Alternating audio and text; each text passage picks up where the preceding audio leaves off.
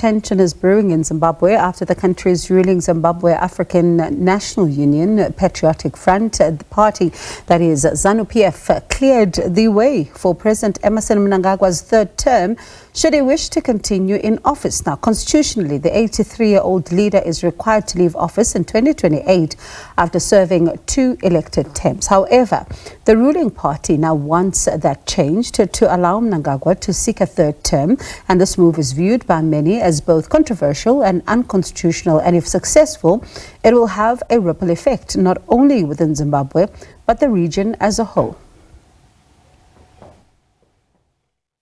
Continue being in office until 2030. Zimbabwe's ruling ZANU-PF members at the recently concluded National People's Conference made a pronouncement expected to cause further tensions within the Liberation Party. It is resolved that his term of office as President of the Republic of Zimbabwe be extended beyond 2028 to 2030. The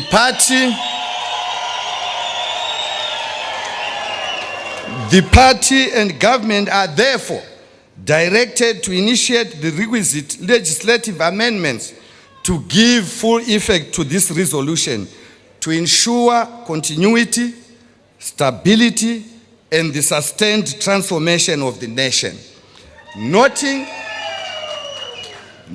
that no notable steps have been taken to implement the above resolution, this conference hereby reaffirms this resolution and directs the Secretary for Legal Affairs and the Minister of Justice to ensure that before the 23rd National People's Conference, this resolution of the party is fully implemented.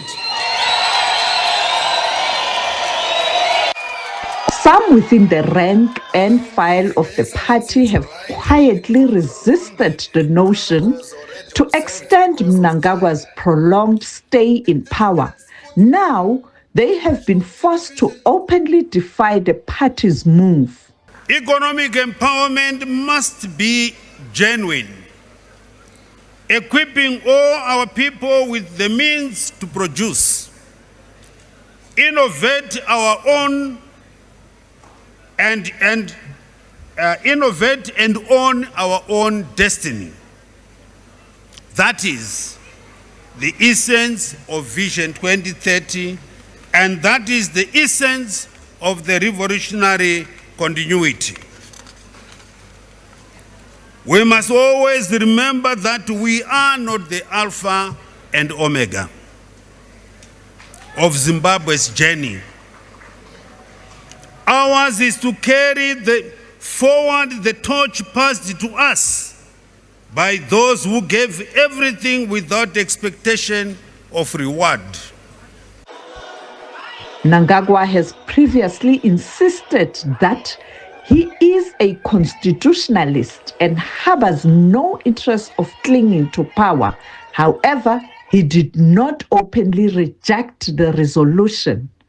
I wish to applaud the 22nd National People's Conference for engaging in discussions that were robust, candid, and factual, as well as forward-looking and inclusive.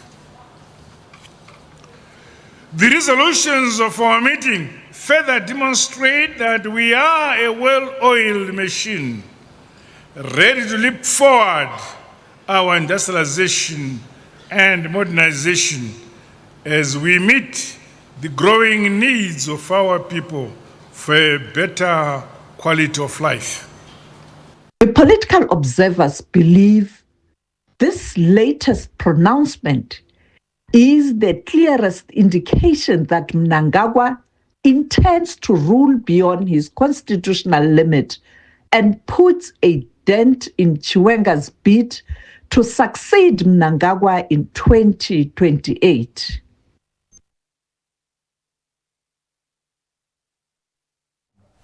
All right, let's go to this now. In fact, stay with this particular story, right, and go to Zimbabwean journalist Lenin Ndebele and senior researcher at the Wits Center for Diversity Studies, Dr. William Mpofu. Very good evening to you, and thank you so much for your time. So I'm going to start with you, Lenin.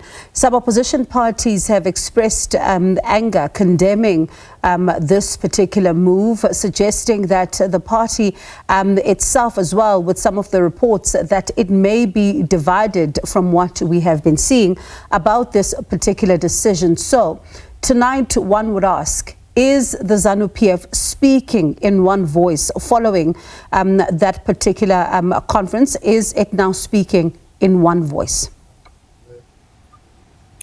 I'll say they are not speaking with one voice because as it stands, it's about what the president wants, and in the history of ZANU-PF, sitting on the fence has never been a good idea. So basically, what's happening is that there are some who are against this resolution, and they're just keeping quiet for now. They are playing dead, and when the time comes and when they have the power to show their hand, they will certainly do it.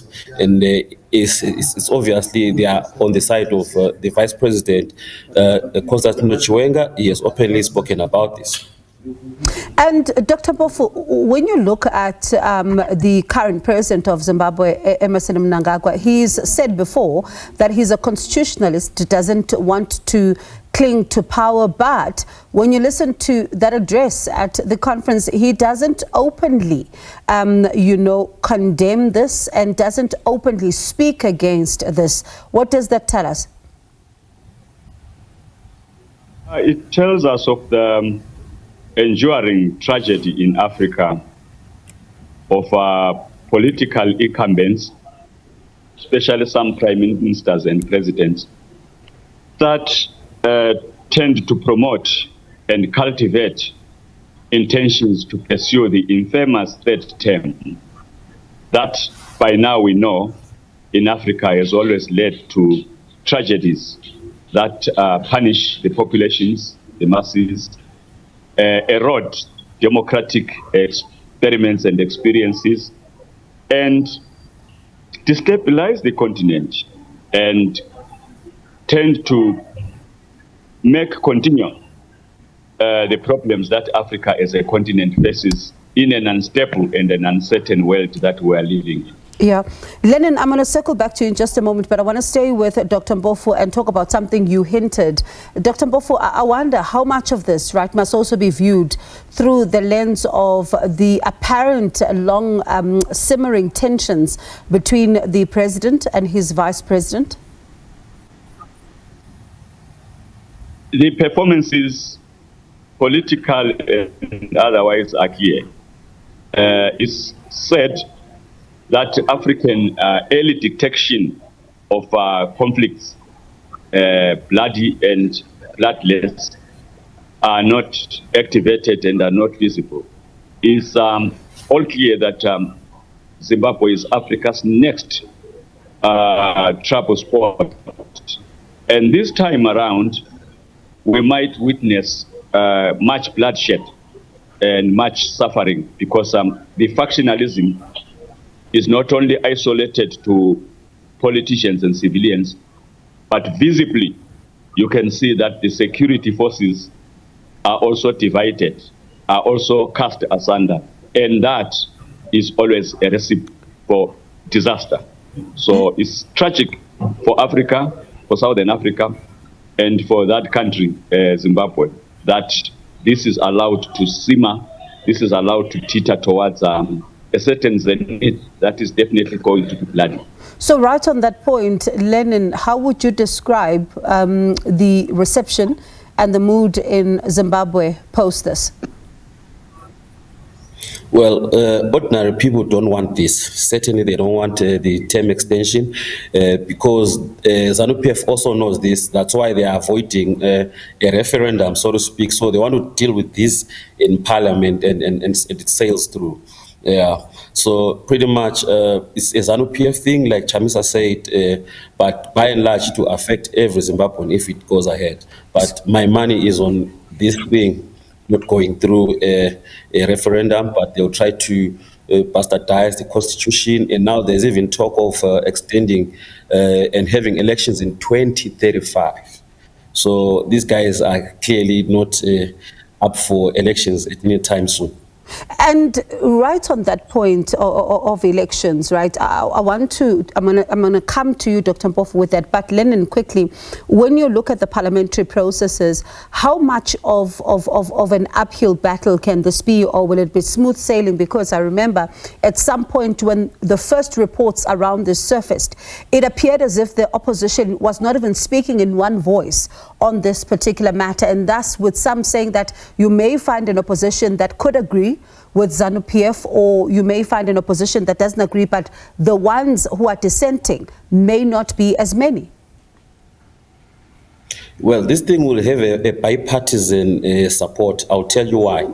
It's a trade-off, basically. If you are to extend the presidential term, you are also going to extend the legislators' terms of office. So it means everyone stays longer in office and they enjoy the perks of being lawmakers. So basically, it's more of self-aggrandizement, you know. So pretty much this thing is going to be supported by everyone in parliament. So, Dr. Mpofu, what does it mean then for democracy if now you're going to find everybody agreeing and not agreeing in the interest of the citizens, right? Agreeing for their own survival.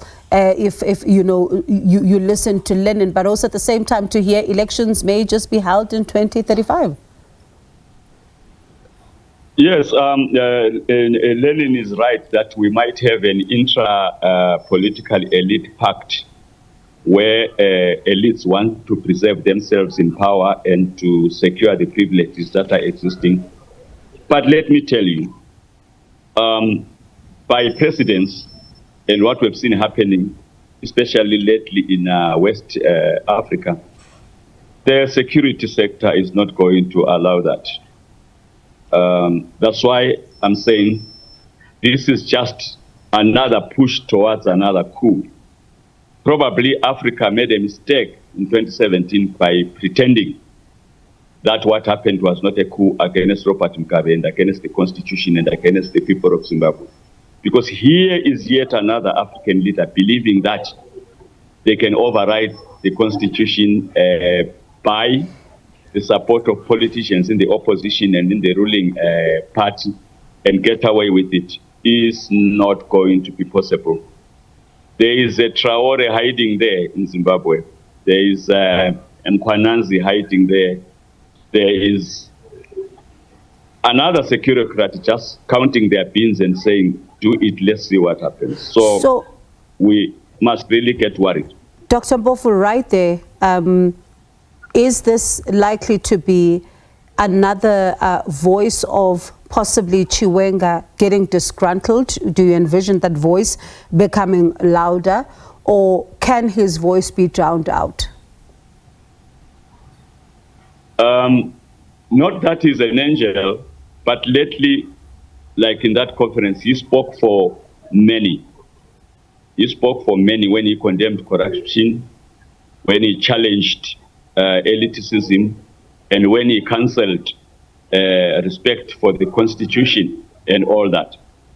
But he is too visible to do anything securocratic or something. But there might be a third intervention that no one is looking at to say at long last, this must come to an end. And people must understand why Mnangagwa is doing this. It's not out of love for power, but out of fear for powerlessness. He is too guilty of crimes against humanity, of corruption. He can't imagine life outside power. So he needs to be assisted out, because his guilt and his fear do not allow him to imagine himself out of power. So this is like a suicide rather than anything. So African mechanisms should have been aware. Lenin, do ordinary Zimbabweans feel like what Dr. Mpofu is saying, that there's still more of the same? The past may have come and some thought it was gone, but it may still be pretty much the same administration. Yeah, Dr. Mpofu is right there, But, Zimbabweans are tired of what's happening right now. They see it as worse than during Mugabe's time. The corruption, the state capture, the government entrepreneurs running the show. This country is now run by cars. You give people cars, you give people money so that they support you really when the ordinary civilians are suffering. So people need something to hold on to. And with what Chiwenga spoke about, is presenting himself, although he's not an angel like Mpofu says, but look, he's a guy in his late 60s, he wants to leave a legacy, he wants to correct the wrongs of November 2017, maybe give him a chance, and he brings in other stakeholders who are outside the political elite for now, and come up with an inclusive setup. There's been talk of this for a long time, and as we speak right now, Chiwenga is a darling to many, although he's one of the evilest men that have ever walked this country. So quickly then, Lennon, there are some who were calling for some protests of some sort, and it seemed that those voices were shut down pretty quickly. What's the latest with regards to that? Well, those ones were bound to fail from the word go. You can't be hiding in South Africa and telling someone else to send their children on the streets to march for your cause that you are running away from, really. So these protests have always failed. I mean, there's a character called Geza. Geza is in South Africa. He's calling for people to take to the streets. But look, people are tired of this thing, They know that when the military rolls tanks on the streets without their support, there's nothing you can do. What is needed is a balanced civil-military relations, where you find the army smiling with people, just like what happened in Madagascar, just like what happened in Zimbabwe in November 2017. But now, ordinary people taken to the streets, not a chance. Let me thank you both for your time. This certainly is a conversation that we'll continue to have. Appreciate it. Thank you for talking to us this evening. Zimbabwean journalist Ndebele and senior researcher at the Wits Center for Diversity Studies, Dr. William Mpofu.